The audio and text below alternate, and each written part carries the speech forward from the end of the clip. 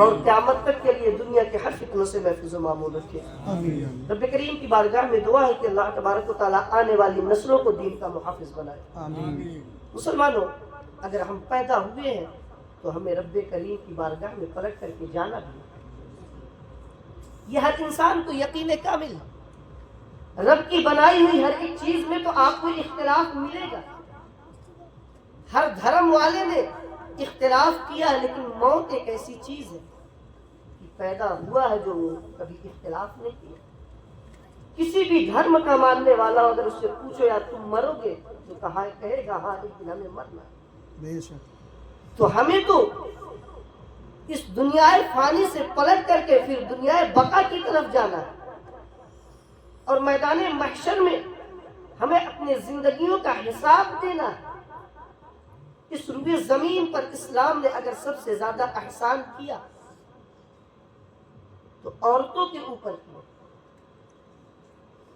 ہم جیسے مسلمان اگر اس روئے زمین پر پیدا ہوئے ہیں تو کسی ماں نے ہمیں جنم دیا۔ رابعہ بصریہ سے کسی نے کہا تھا، اے رابعہ بصریہ، اللہ کے رسول نے تمہیں ناقص العقل کہا، عورتیں کم عقل ہوتی ہیں میرے نبی کی حدیث پاک میں۔ تو حضرت رابعہ بصریہ نے کہا ٹھیک ہے، میں مانتی ہوں میرے نبی کا فرمان سر آنکھوں پر۔ اس کہنے والے نے کہا کہ اے رابعہ، تیرے کم عقلی کی مثال میں دے دوں، آج تک کوئی نبی اللہ تبارک و تعالیٰ عورتوں میں نہیں بنایا۔ جتنے نبی آئے دنیا میں مبعوث ہوئے سب مرد آئے۔ حضرت رابعہ بصریہ نے کہا یقیناً تیری بات صحیح ہے، لیکن اے کہنے والے میرے ایک سوال کا جواب دے دے کہ جو بھی نبی پیدا ہوا ہے کیا اس کو کسی ماں نے جنم نہیں دیا؟ جو بھی نبی پیدا ہوا ہے وہ کسی کی ماں کے کوکھ سے ہی پیدا ہوا ہے۔ اگر کوئی اللہ کا بندہ بنا ہے تو وہ آسمان سے نہیں آیا ہے، کسی زمین پہ اس کو ماں نے جنم دیا ہے۔ اس سے پتہ چلا اگر روئے زمین پر ہماری مائیں نیک ہو جائے تو آنے والی نسلیں نیک ہو جائیں گی، اگر ہمارے عورتوں کا معاشرہ بہتر ہو جائے تو آنے والی نسلیں بہتر ہو جائیں گی۔ سماج میں دیکھا ہے کسی روئے زمین پر جب اللہ کی نیک بندیاں سدھری ہے تو اللہ تبارک و تعالیٰ نے قوم کو سدھار دیا ہے، علاقے کو سدھار دیا ہے۔ اور میں آپ کو بتاتا چلوں، اسی جگہ پہ آئندہ پروگرام میں نے حضرت بابا فرید الدین گرد شکر کا ذکر کیا تھا۔ مسلمانوں کون ہے بابا فرید الدین گرد شکر؟ انہوں نے ایک مرتبہ کہا تھا امی جان اب تیرا بیٹا بہت اونچا ہو گیا ہے، تیرے بیٹے کا قد بڑا اونچا ہو گیا ہے، دہلی کی سرزمین پر جس گلی میں تیرا بیٹا چلا جاتا ہے لوگ اس کو دیکھنے کے لیے روڈوں پہ تانتے لگا دیا کرتے ہیں، تیرے بیٹے کے چہرے کی ایک جھلک دیکھنے کے لیے دنیا تماشائی بنی کھڑی رہتی ہے، دنیا انتظار میں کھڑی رہتی ہے۔ اے ماں تیرا بیٹا بڑا کامیاب ہو گیا ہے۔ جیسے ہی بابا فرید الدین گنج شکر نے یہ کہا تھا کہ ماں تیرا بیٹا فرید بڑا کامیاب ہو گیا ہے، ماں تیرے بیٹے کا جلوہ بڑا کامیاب ہو گیا ہے، ماں تیرے بیٹے کا چرچا بڑا ہو گیا ہے، اس ماں نے کہا تھا بیٹا اس میں تیرا کمال نہیں ہے، اس میں تیری ماں کی عبادتوں کا کلام ہے، کمال ہے۔ جیسے ہی بابا فرید نے سنا کہ ماں کہہ رہی ہے کہ بیٹا تیرا کمال نہیں ہے، بابا فرید نے مصلی بچھایا ہے، رب کریم کی بارگاہ میں رو کر کے دعا کیا، اے رب کائنات کیا تجھے معلوم نہیں ہے وہی فرید ہے جو رات کی تنہائیوں میں تیری عبادتیں کیا کرتا ہے؟ بابا اے خدا وہی فرید ہے جو ایک پیر پہ کھڑے ہو کر کے پورا قرآن تلاوت کیا کرتا ہے، اے خدا وہی فرید ہے جو دن کی عبادتوں کو تو چھوڑ دے رات کی سنتوں میں تیری عبادت کیا کرتا ہے۔ ابھی ہاتھ پہ گئے دن سے اپنے خدا سے بابا فرید بات ہی کر رہے تھے کہ آسمان سے آواز آئی، اے بابا فرید یہ تیری عبادتیں ایک طرف ہے لیکن ہاں تیری ماں جب تجھے دودھ پلایا کرتی تھی تو پہلے وضو بنایا کرتی تھی، اس کے بعد تیرے حلق کے نیچے تیری ماں کے بدن کا دودھ پہنچا کرتا تھا۔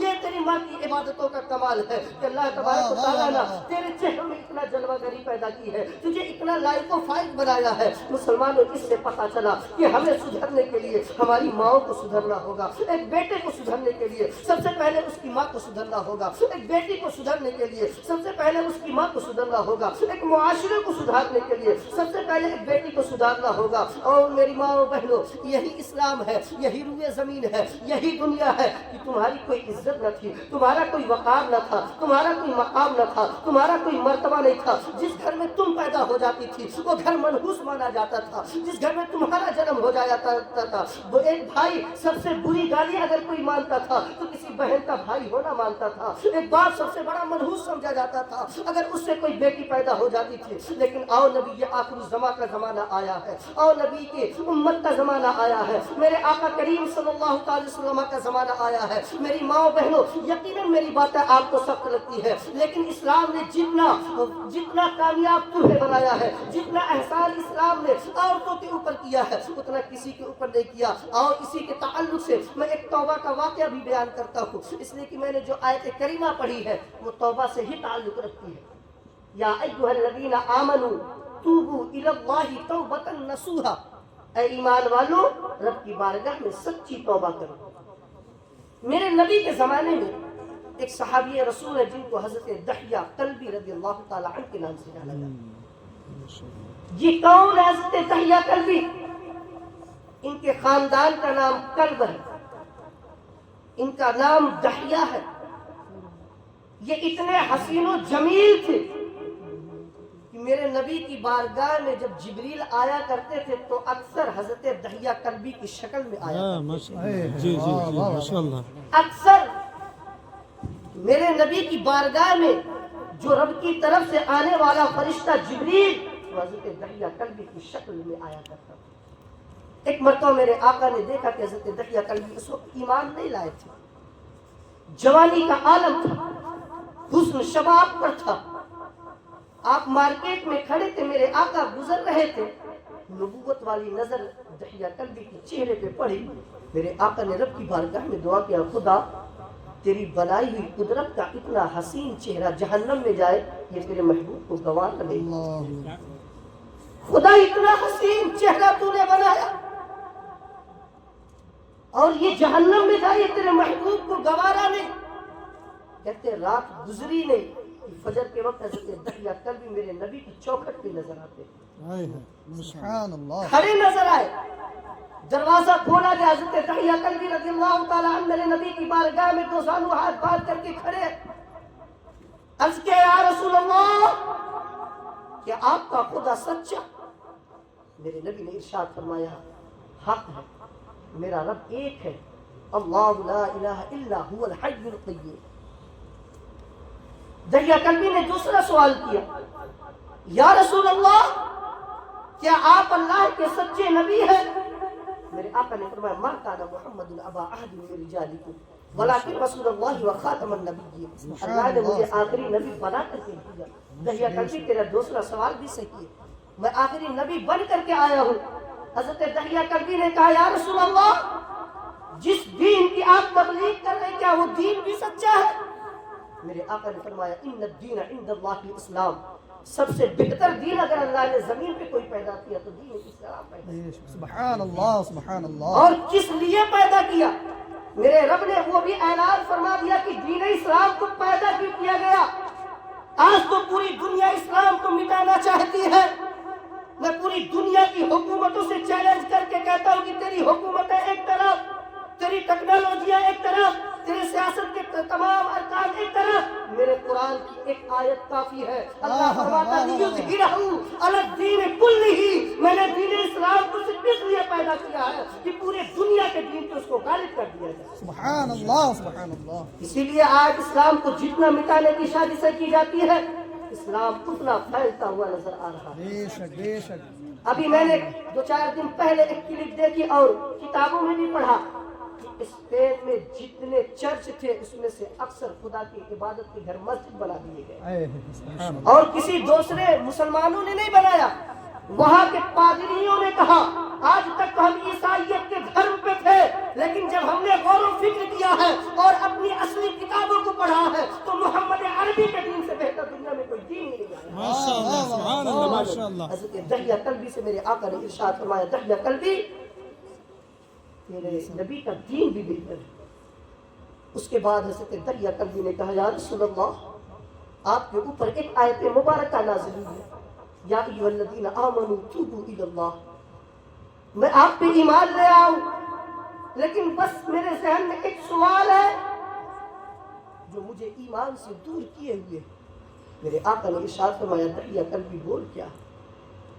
اب مسلمانوں دحیہ کلبی کی زندگی کا واقعہ سنا۔ حضرت دحیہ کلبی کہتے ہیں کہ اللہ کے رسول، میں اپنے خاندان کے قبیلے کا سردار تھا، میرے خاندان میں 70 گھر آتے ہیں، میں نے اپنے ان ہاتھوں سے 70 بچیوں کو زندہ دفن کیا۔ اللہ ایک نہیں، میری ماں بہنوں ذرا غور کرو، کوئی قصے کہانی کی باتیں نہیں کہی جا رہی ہے، یہ تمہارے اوپر اسلام نے جو احسان کیا اس احسان کو جتلایا جا رہا ہے، بے شک بے شک اس احسان کو بتایا جا رہا ہے۔ آج تو تم نے اسلام کو اپنے مرضی کے مطابق جینا سیکھ لیا، آج تو تم کہتے ہو کہ ہم اپنے مرضی کے مطابق رہیں گے، نماز پڑھنے کے لیے تم سے کہا جائے تو تمہیں احساس نہیں ہوتا، قرآن کی تلاوت کرنے کے لیے تم سے کہا جائے تو احساس نہیں ہوتا۔ یہ بد چلن بچے کہاں سے آتے ہیں؟ یہ بد مزاج بچے کہاں سے آتے ہیں؟ یہ آج کی ماؤں کی پیدائش کے بچے، ورنہ انہی ماؤں نے غریب نواز جیسا بیٹا دیا ہے، بے شک واہ واہ واہ انہی ماؤں نے غوث پاک جیسا بیٹا دیا ہے، انہی ماؤں نے صابر میاں کلیری جیسا بیٹا دیا ہے، انہی ماؤں نے دنیا کے جتنے اولیاء کرام ہیں وہ سب کسی ماں سے جنم لیے، لیکن ہاں ان کی ماں کی تربیت بہت ضروری ہے۔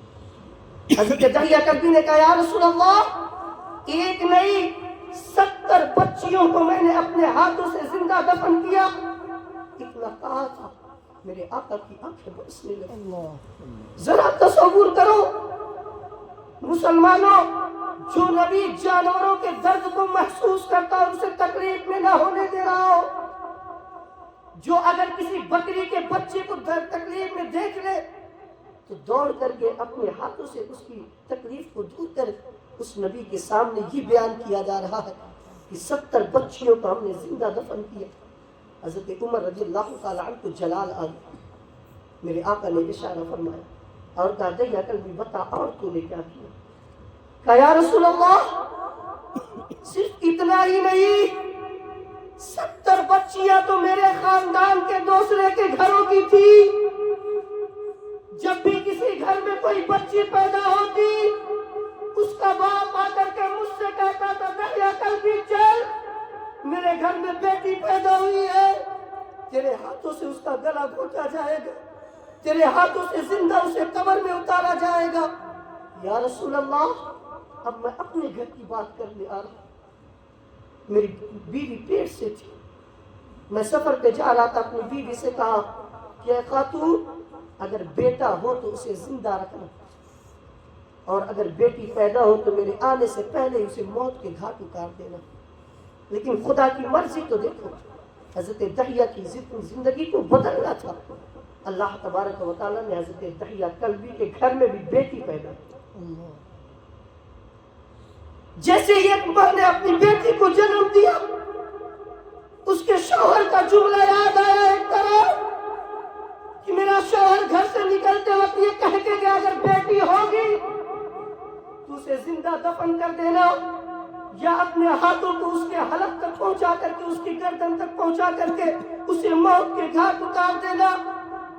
ماں نے ہاتھ کو بڑھایا، عالم تصور سے ایک آواز آئی، اے خاتون، آج تک کوئی ماں اتنی ظالم نہیں پیدا ہوئی ہے، اللہ اکبر اللہ اگر تو اپنی بیٹی کو اپنے ہاتھوں سے زندہ درگور کر دے گی تو آج تاریخ پلٹ جائے گی۔ آج تک جو ماں کی ممتا کا ذکر ہو رہا ہے، آج کے بعد ماں کے ظلم کو دنیا یاد کرتی نظر آئے گی۔ جیسے ہی ان کے دل میں آواز لگائی، ماں نے ہاتھ کو پیچھے کھینچا، ایک طرف اب وہ بچی کو پرورش دے رہی ہے اور دوسری طرف اپنے شوہر کے خوف سے بٹر رہی۔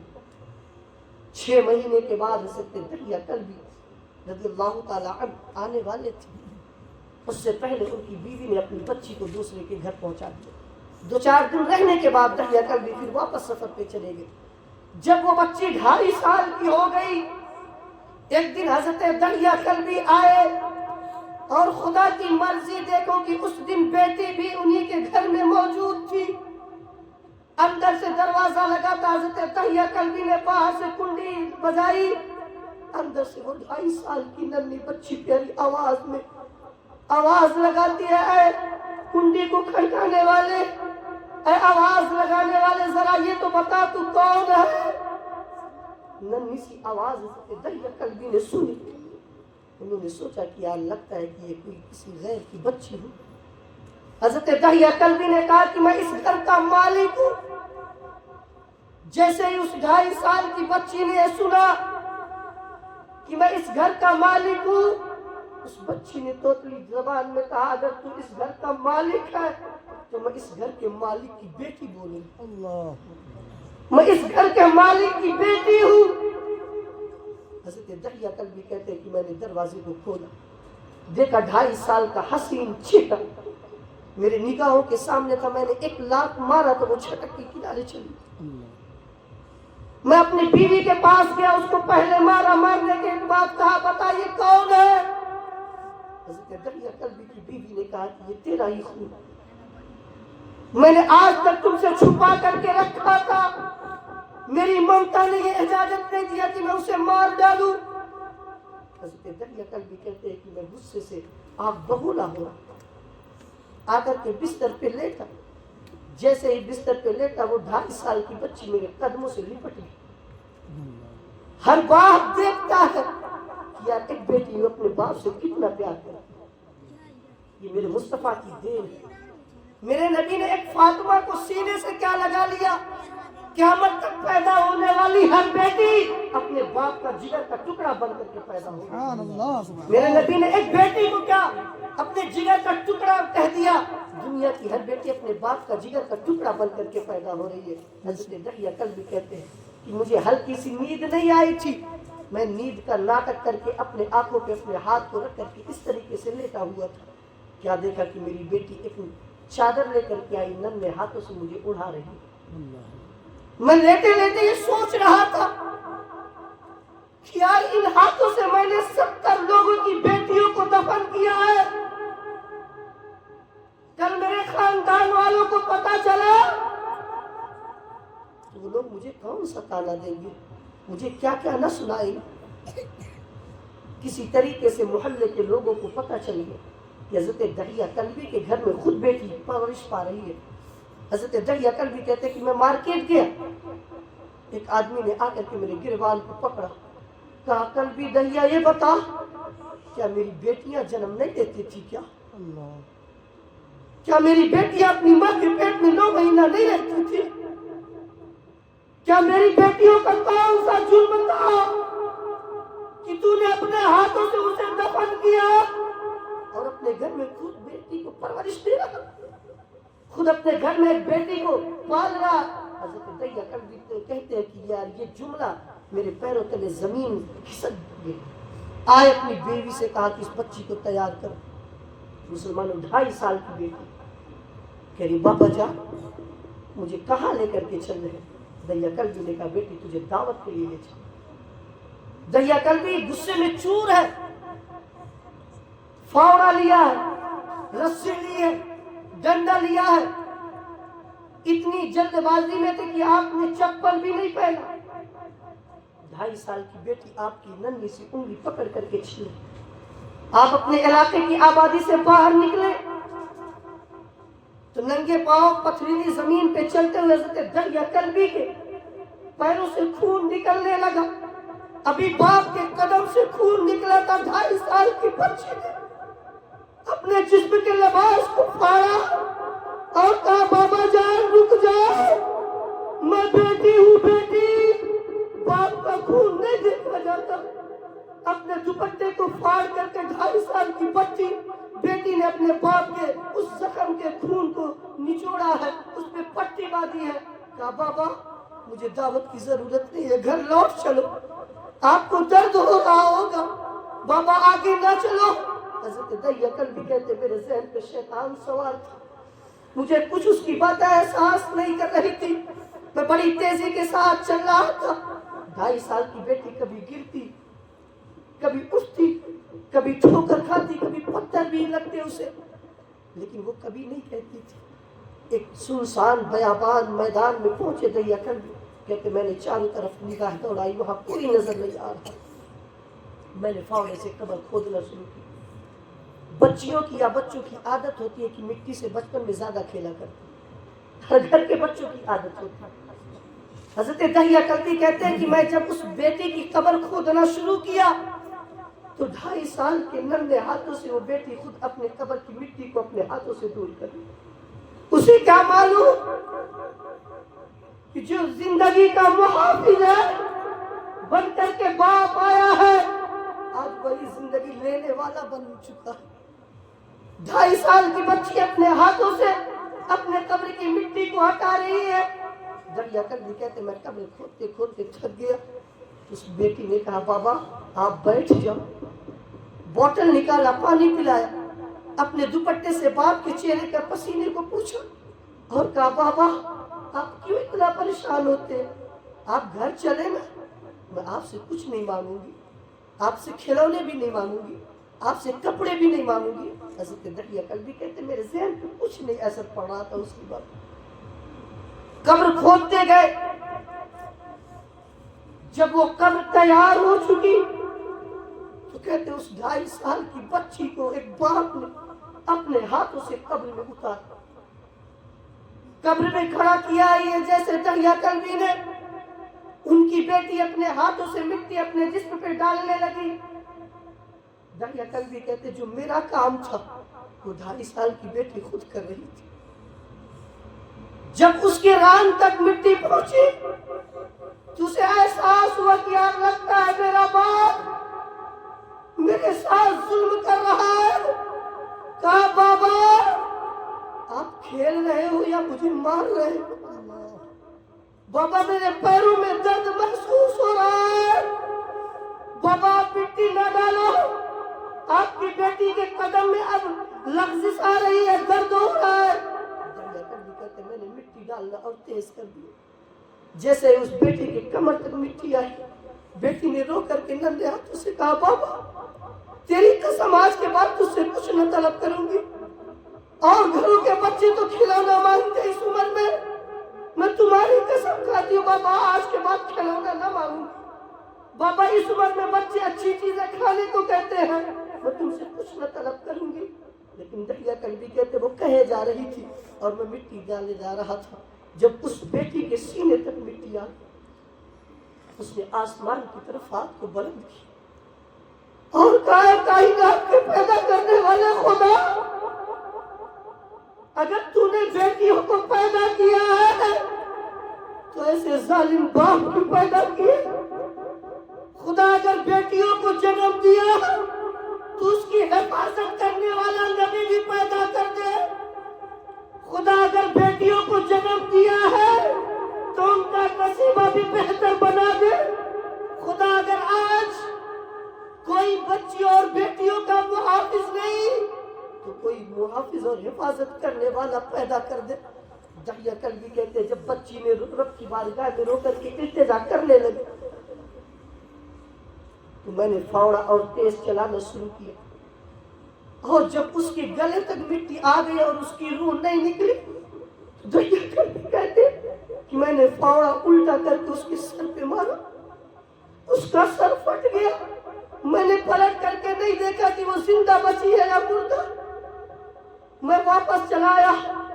اتنا سننے کے بعد میرے نبی کی ہچکیاں بڑھ گئی، میرے نبی زار و قطار رونے لگے۔ میرے نبی نے حضرت دہیہ کلبی سے چہرے کو پھیر لیا، میرے نبی نے ان کی طرف سے چہرہ پھیر لیا۔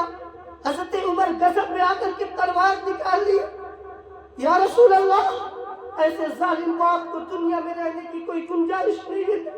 لیکن مسلمانوں سب سے پیارا جملہ یہ ہے کہ دہیہ کلبی توبہ کرنے کے لیے آئے تھے، وہ میرے نبی کی چوکھٹ پہ مسلمان بننے کے لیے آئے تھے۔ دیکھ کتنا بڑا گناہ ہے، لیکن جو بچہ سچے دل سے اسلام کے لیے توبہ کرتا اللہ اس کی توبہ کو قبول بھی فرماتا۔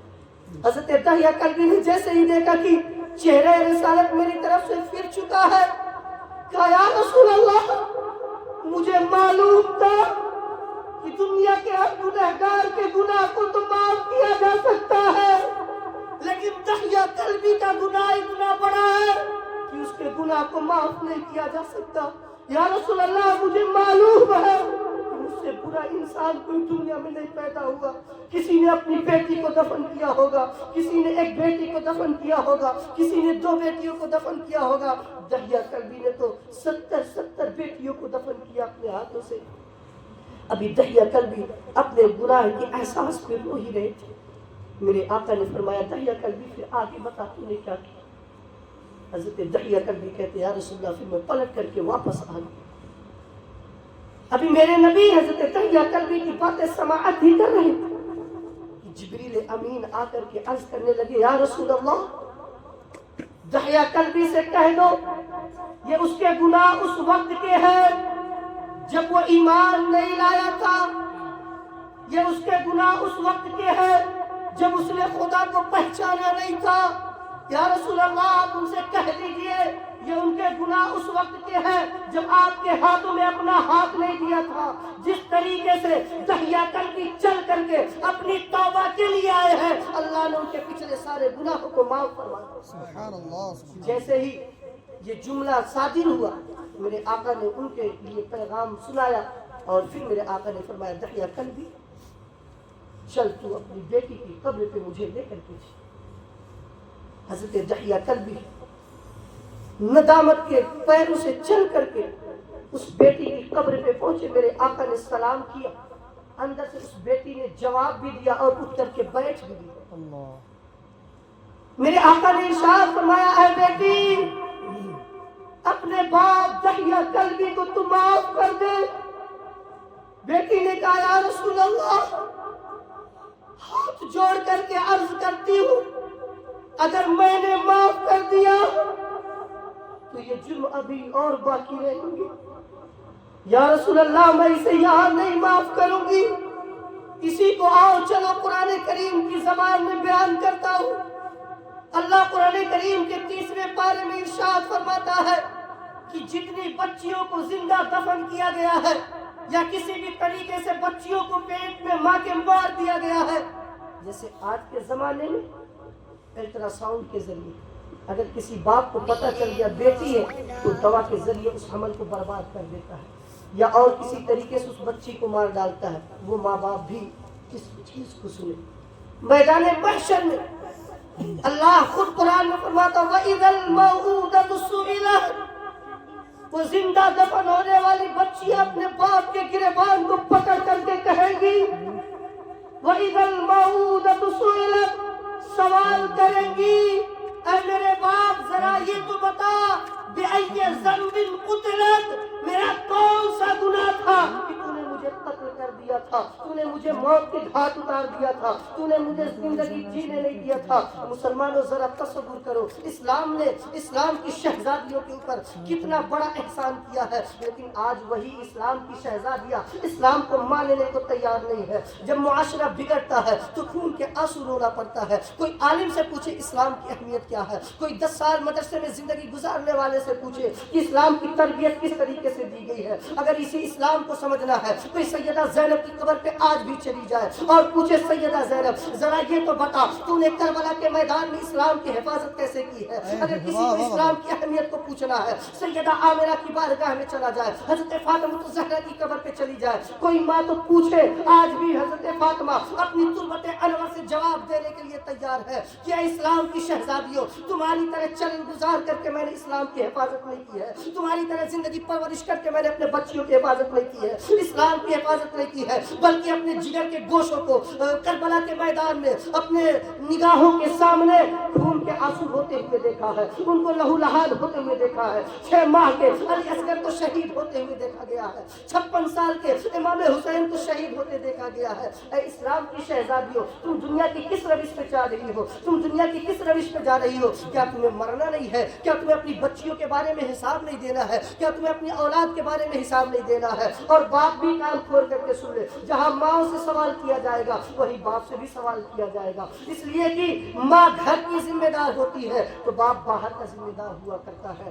اللہ تبارک و تعالیٰ نے جہاں قرآن کریم میں یہ فرمایا ہے وَبِالْوَالِدَيْنِ إِحْسَانًا وَبِالْوَالِدَيْنِ إِحْسَانًا، جہاں جہاں اللہ تبارک و تعالیٰ نے اپنی عبادت کا ذکر کیا ہے وہیں بغل سے کہا ہے کہ اپنے ماں باپ کے ساتھ حسن سلوک کیا کرو۔ لیکن مسلمانوں جہاں حسن سلوک کی بات آئی ہے وہیں اللہ تبارک و تعالیٰ نے ہر ماں باپ کے اوپر یہ بھی فرض قرار دیا ہے کہ اپنے بچوں کی صحیح تربیت کرے، اپنے بچوں کی دنیا کو نہ بناؤ، اپنے بچوں کی آخرت کو بناؤ، اپنے بچوں کو اپنے بڑھاپے کا سہارا نہ بناؤ، اپنے بچے کی آخرت کا سہارا بنا لو، اپنے بچوں کے لیے آخرت بہتر بنا دو، اپنے بچوں کے لیے یہ بنا دو کہ رب سبحان اللہ۔ کائنات جب میدان محشر سے تم سے پوچھے تو تم یہ کہہ سکو کہ اے میری ماں، اے اللہ تبارک و تعالیٰ، میں تو دنیا سے دولتیں لے کر کے نہیں آئی ہوں، میں دنیا سے شہرتیں لے کر کے نہیں آئی ہوں، میں دنیا سے اور کوئی دولت لے کے نہیں آئی ہوں، لیکن ہاں تو نے ایک اولاد دیا تھا، ایک بیٹی دی تھی، میں نے اسے اسلام کی دولت سے نوازا تھا، سبحان میں اللہ، نے اسے سبحان اسلام اللہ، پر عمل کرایا تھا، یا اللہ میں نے اسے دنیا کا ڈاکٹر نہیں بنایا تھا لیکن دین کی خادمہ بنایا تھا، یا اللہ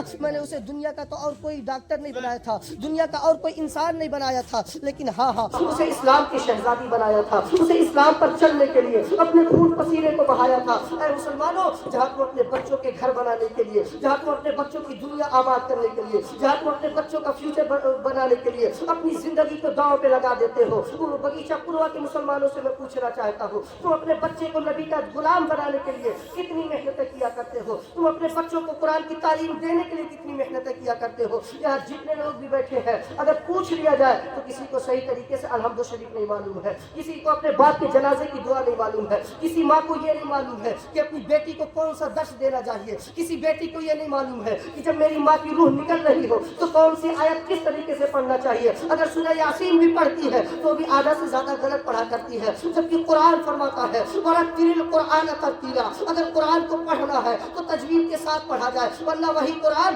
جو ثواب بن کر کے آیا ہے وہی قرآن پڑھنا بھی گناہ ہو جائے گا، اسی قرآن کا پڑھنا بھی گناہ ہو جائے گا۔ اس لیے کہ اللہ کے رسول صلی اللہ علیہ وسلم نے ارشاد فرمایا ہے کہ سب سے پہلے اگر بچے کو کچھ بنایا جائے تو طلب العلم فریضۃ علی کل مسلم و مسلمہ کے تحت اپنے بچے کو دیندار بنایا جائے۔ اس لیے کہ ایک ماں باپ سے میدان محشر میں سب سے پہلا جو سوال کیا جائے گا وہ سوال کیا جائے گا تجھے میں نے ایک اولاد دیا تھا، بتا اس کی تربیت تو نے کون سی کی تھی، اس کو دین کی تعلیم کتنا دیا تھا، اسے نبی کا غلام کتنا بنایا تھا۔ قسم خدا کی اس وقت ذرا تصور کرو کہ ہم جیسا گنہگار انسان کون سا جواب دے گا، وہاں تو ہمارا کوئی بھی پرسان حال نہ ہوگا، وہاں تو ہمارا کوئی مددگار نہ ہوگا۔ جس بیوی کے کہنے پہ ہم نے اپنے گھر کے چین و سکون کو برباد کر دیا ہے، جس بیوی کے کہنے پر ہم نے اپنے باپ کو چھوڑ دیا ہے، جس بیوی کے کہنے پر ہم نے اپنے بھائیوں کے درمیان نہ اتفاقیہ پیدا کر دی ہے، جس بیوی کے کہنے پر ہم نے اپنے بھائیوں سے دشمنی مول لے لی ہے، ذرا آج پوچھتے ہیں کہ اے حضرت علی رضی اللہ تعالیٰ عنہ مرنے کے بعد کی زندگی کے بارے میں آپ بتا دیجئے۔ ابھی میدان محشر کی بات نہیں کر رہا ہوں مسلمانوں، ابھی قبر کے حالات کے بارے میں کر رہا ہوں۔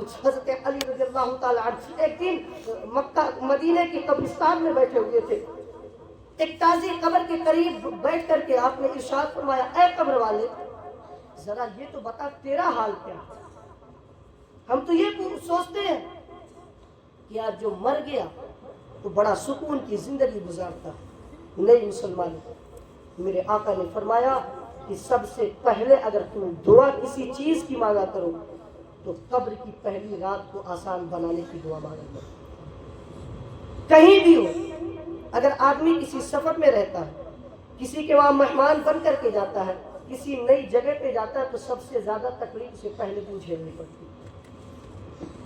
قبر کی اگر پہلی رات تمہارے لیے آسان ہو گئی تو اس کے بعد کی ہر رات تمہارے لیے آسان ہو جائے گی۔ قبر میں جیسے ہی مردے کو دفن کیا جاتا ہے ویسے ہی تمہاری زندگی کی آخرت کی زندگی کا آغاز ہو جاتا ہے۔ تم نے کتنی بلڈنگیں بنائی، فرشتوں سے اتنا مطلب نہیں، تم نے کتنے اولادیں چھوڑی، اس سے مطلب نہیں ہے، تیرے بدوسا کے بینک میں کتنے پیسے جمع ہے، اس سے مطلب نہیں، تم نے کتنا دوسرے کے حقوق کو ہڑپ کر کے اپنی پراپرٹی پہ نام چڑھوا لیا، فرشتوں کے اس سے مطلب نہیں ہے۔ فرشتے یہ پوچھیں گے بتا تو اپنے ساتھ لایا کیا۔ اے مسلمانوں ذرا تصور کرو، خاص کر کے میری مائیں بہنوں ذرا تصور کرے کون سا مرنے والا انسان اپنے ساتھ کون سی چیز لے کر کے جاتا ہے، اس کا کفن بھی بغیر سلا ہوا اسے نصیب ہوتا ہے، اس کے کفن میں کوئی جیب بھی نہیں ہوتی، اس کے ساتھ اگر غلطی سے بھی ایک چھوٹا سا سونے کا زیور ہو تو نہلانے سے پہلے اسے اتار لیا جائے، سبحان کہیں اللہ. غلطی سے قبر میں نہ چلے. ذرا تصور کر، تو کیا لے کر کے جا رہا ہے؟ اپنے بچوں کے ذہن میں گندگی پھیلا کر کے جا رہے ہیں، اپنے شوہر کو اپنی ماں کا دشمن بنا کر کے جا رہے ہیں، اپنے بھائی کا دشمن بنا کر کے جا رہے ہیں. حضرت علی رضی اللہ تعالیٰ عنہ نے کہا، فرمایا کہ اے مرنے والوں ذرا بتاؤ تمہارا کیا حال ہے. تو مرنے والوں نے کیا جواب دیا تھا مسلمانوں؟ انہوں نے کہا کہ ہمارے بارے میں نہیں علی، ہماری تو گزر رہی ہے، لیکن جو میں پیچھے چھوڑ کر کے آیا ہوں ان کے بارے میں بتا دو. حضرت علی نے فرمایا کہ تو 3 بیٹے چھوڑ کر کے آیا تھا، تو پوری زندگی محنت کر کے ایک عالیشان محل بنایا تھا، لیکن تیرے مرنے کے بعد اس عالیشان محل کو بانٹ کر کے اسے ایک چھوٹا چھوٹا مکان بنا دیا گیا. ہر باپ اپنے بچوں کو ایک رہنے کے لیے اگر گھر بناتا، 3 بیٹے تو 3 روم بناتا، 2 بیٹے تو 2 روم بناتا، 2 بیٹے تو 2 جگہ گھر بناتا ہے. لیکن وہی بیٹا ماں کے مرنے کے بعد اپنے بھائی کا ایسا دشمن ہو جاتا ہے کہ ایک گھر میں اس کا گزارا نہیں ہوتا، ایک ساتھ رہنے کو تیار نہیں. ذرا تصور کرو مسلمانوں، یہ دنیا کی ہر ایک زمین یہی چھوڑ کر کے جانا. حضرت علی نے فرمایا تو 3 بیٹے چھوڑ کر کے آیا تھا، تینوں نے تیری پراپرٹی کا ایک ایک ذرہ برابر برابر بانٹ لیا. اس نوجوان نے، مرنے والے نے کہا علی وہ تو میرے بیٹے تھے ٹھیک، لیکن میری بیوی نے تو ایسا نہیں کیا ہوگا، وہ تو میری شریک حیات تھی، اس کے کہنے پہ میں نے اپنے باپ کو چھوڑا تھا. اس نے کہہ دیا کہ اگر اپنے باپ سے الگ نہ رہے گی، اپنے ماں کو نہیں چھوڑے گی تو میں تجھ سے دور رہنے لگوں گی. تو میں نے اپنے باپ کو بھی چھوڑ دیا، اپنے باپ کو بھی چھوڑ دیا تھا، اپنے بھائیوں کو دشمن سمجھ لیا تھا، اپنی بہنوں کو دشمن سمجھ لیا تھا. علی میری بیوی تو میرے ساتھ ہوگی. حضرت علی نے فرمایا کہ اس نے بھی دوسری شادی کر لی. اب ذرا یہ تو بتا تیرا حال کیا ہے؟ اس مرنے والے نے کہا کہ قبر میں میرے بہت برے حال ہیں. آج اگر انسان ذرہ برابر چھوٹا سا بچھو دیکھ لے تو پورا گھر خالی کر دیتا ہے. انسان میں تجھے بتاؤں قبر میں کتنا بڑا بڑا بچھو آئے گا. میرے آقا کی حدیث پاک ہے کہ کسی کے برے اعمال ہو تو اس کی قبر میں جو ایک بچھو ڈالا جائے گا وہ اونٹ کے برابر ہوگا. احساس کرو تم موت کو یاد کیا کرو. موت کی دعا مانگنا یہ گناہ ہے، لیکن موت کو یاد کرنا یہ اللہ والوں کی پہچان ہے. مدینے کی دعا مانگو، یقیناً مانگو، لیکن جہاں مدینے کی دعا مانگتے ہو وہی موت کو یاد بھی کیا کرو. اس لیے کہ تم مدینہ جاؤ گے تو تمہیں صرف نبی کا روضہ دکھے گا، لیکن اگر تم موت کے قریب ہوگے تو تمہیں مدینے والا دکھے گا. سبحان اللہ. ہر مومن کی قبروں میں نبی کریم صلی اللہ علیہ وسلم کا دیدار کرایا جائے. ذرا تصور کرو، آج ہم نمازوں سے دور ہیں، یہی پروا ہے. ابھی کوئی ناچ گانا کرا لیا جائے پھر دیکھ لو اتنی بھیڑ ہوگی کہ بیٹھنے کی جگہ نہ. بہت اور اس میں سب سے زیادہ میری مائیں بہنیں شامل ہوں گی. بہت حقیقت. سب سے زیادہ تعداد انہی کی ہوگی.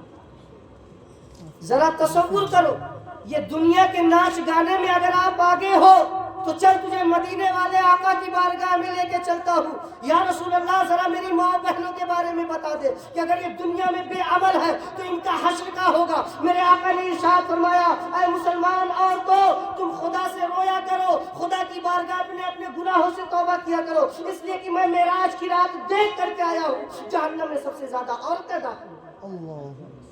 یا رسول اللہ، صحابہ نے عرض کیا یا رسول اللہ کس وجہ سے عورتیں جہنم میں سب سے زیادہ؟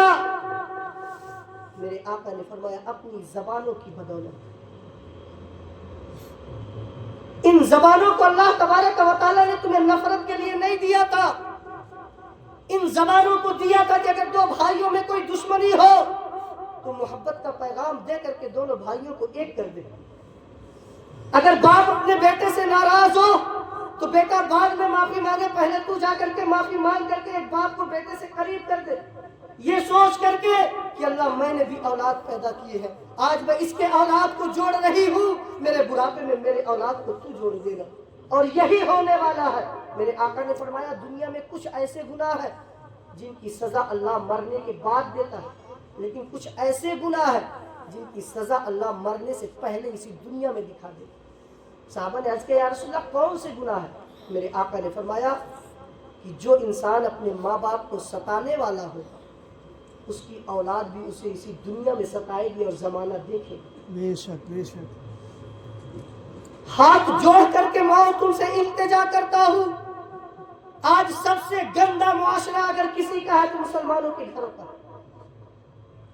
سب سے برا ماحول ہے تو مسلمانوں کے گھروں کا ماحول ہے۔ آپ نے دیکھا ہوگا کہ جن کے خدا سچے نہیں، جو جھوٹے خداؤں کی عبادت کرتے ہیں، وہ بھی اپنے دن کی صبح ان کی پوجا سے کیا کرتے ہیں۔ ہاتھ میں لوٹا لیے بچے ننگے پاؤں دوڑ کر کے ماتھا ٹیک کر کے آتے ہیں، تو اس وحدہ لا شریک کی بندی ہے جو خود کا فرماتا ہے لو کان فیہم آلیۃ الا اللہ لفسدتا فی الارض، میں ہی تیرے تنہا خدا ہوں، کوئی دوسرا خدا نہیں۔ اگر تو یقیناً اس خدا کی بندی ہے تو بتا تیری فجر کیوں چھوٹتی ہے؟ جب ماں بے نمازی ہوگی تو بتا بیٹی کیسے نمازی بن سکتی ہے؟ جس ماں نے پوری زندگی قرآن کی تلاوت نہ کیا ہو اس کی بیٹی قرآن کی تلاوت کرنے والی کیسے بن سکتی ہے؟ جس ماں نے اپنے شوہر کا ادب نہ کیا ہو اس کی بیٹی اپنے شوہر کی ادب کرنے والی کیسے بن سکتی ہے؟ تمہیں اپنی بیٹیوں کے نصیب ماں کے ہاتھوں میں دیے گئے ہیں، تقدیر خدا لکھتا ہے لیکن اس تقدیر کو سنوارنے کا کام ماں کیا کرتی ہے۔ اپنی بیٹی کے رہنے کا طریقہ یہ ماں کو سکھانا ہوگا، اپنی بیٹی کی تربیت کا طریقہ یہ ماں کو سکھانا ہوگا۔ بیٹی کی زندگی میں کون سی مصیبت آئے تو بیٹی کو کس طریقے سے برداشت کرنا ہے یہ محلے کی عورت نہیں بتائے گی، یہ ساس نہیں بتائے گی۔ 18 سال کی زندگی اللہ تبارک و تعالیٰ نے ماں کے ساتھ گزارنے کے لیے کہا ہے۔ اللہ تبارک و تعالیٰ سب سے پہلے اگر کوئی پوچھے گا تو ماں سے یہ پوچھے گا کہ اپنی بیٹی کو بنا کرنے سے پہلے، اپنی بیٹی کو رخصت کرنے سے پہلے، اپنی بیٹی کو دوسرے کے گھر کے ملکہ بنانے سے پہلے بتا تو نے اسے دین کی تعلیم کتنا دیا تھا، اسے شوہر کے حقوق کتنا سکھائے تھے، اسے سسر کے حقوق کتنا سکھائے تھے، اسے ساس کے حقوق کتنا سکھائے تھے۔ اگر اس کا بڑا پریوار ہے تو اس پریوار میں رہنے کا طریقہ کس طریقے سے سکھایا تھا۔ ذرا تصور کرو میری ماں و بہنوں، جس بیٹی نے بچپنے کے عالم سے دیکھا ہو کہ میری ماں میرے دادی کے لیے ایک کپ چائے دینے کو بھی تیار نہیں ہے، وہ بیٹی سسرال میں جا کر کے اپنے ساس کی قدر کہاں سے کرے گی؟ اگر اس گھر کو بہتر بنانا ہے تو آپ کو دین پہ چلنا پڑے گا، مجبوراً عمل کرنا پڑے گا، ورنہ بے حیائیاں برائیاں کتنا پھیل چکی ہے، آج ہم کتنا پریشان ہیں۔ کوئی ہم سے پوچھے تعویذ بنوانے لوگ کتنے لوگ آتے ہیں؟ تعویذ سے کوئی فائدہ نہیں ہوتا۔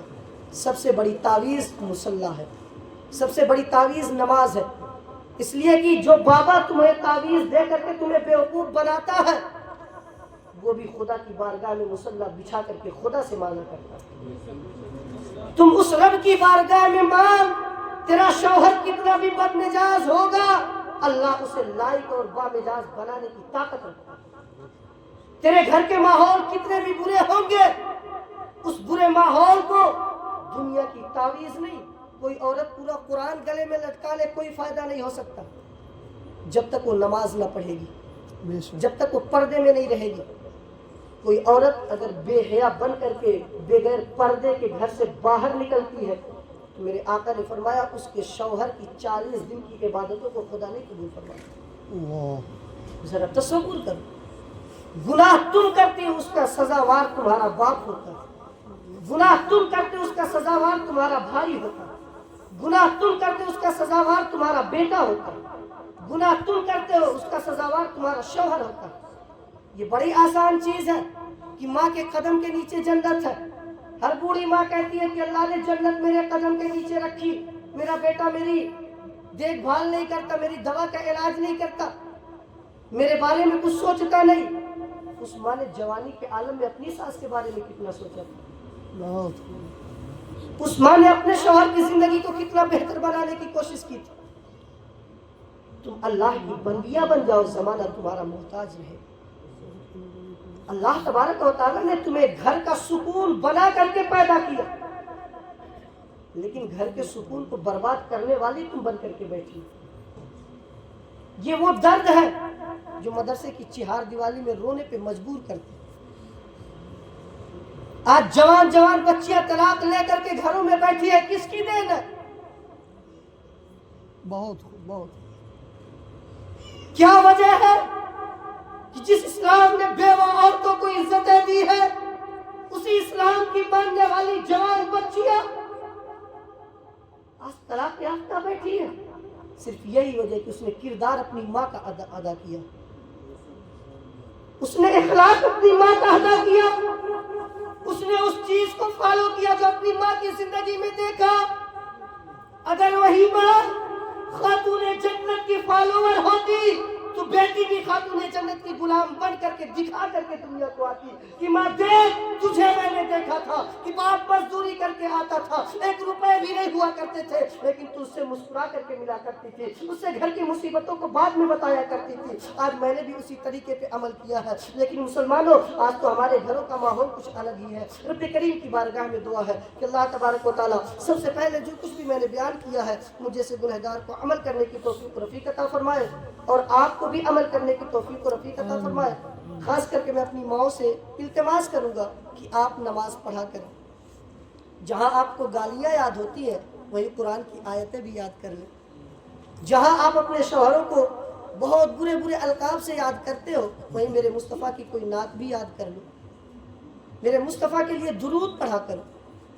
1 مرتبہ درود پڑھو گے، میرے نبی نے ارشاد فرمایا کہ جو 1 مرتبہ مجھ پہ درود پڑھتا ہے تو میدان محشر میں 1 قدم مجھ سے قریب ہوتا ہے. اب ذرا تصور کرو، اگر دن میں تم 100 مرتبہ آنکھوں کو بند کرو اور خیال کرو کہ یار ایک جگہ پوری آگ لگی ہو اور بچنے کی صرف ایک ہی جگہ ہو تو آپ کتنی تیزی کے ساتھ قدم بڑھاؤ گے. تو پورا میدان محشر تپش کا عالم ہوگا، بربادی کا عالم ہوگا. صرف ایک ہی جگہ ہوگی جہاں میرا نبی جلوہ افروز ہوگا، بے شک، اور بے وہاں شک. وہ آئے گا جو نبی کے اوپر کثرت کے ساتھ، ایمان کے ساتھ، نماز کے ساتھ درود پڑھنے والا ہوگا. تو اللہ تبارک و تعالی ہم سب کو دین پر عمل کرنے کی توفیق و رفیق عطا فرمائے. انشاءاللہ ہفتے میں 1 مرتبہ میں آپ کی مسجد میں ضرور آیا کروں گا.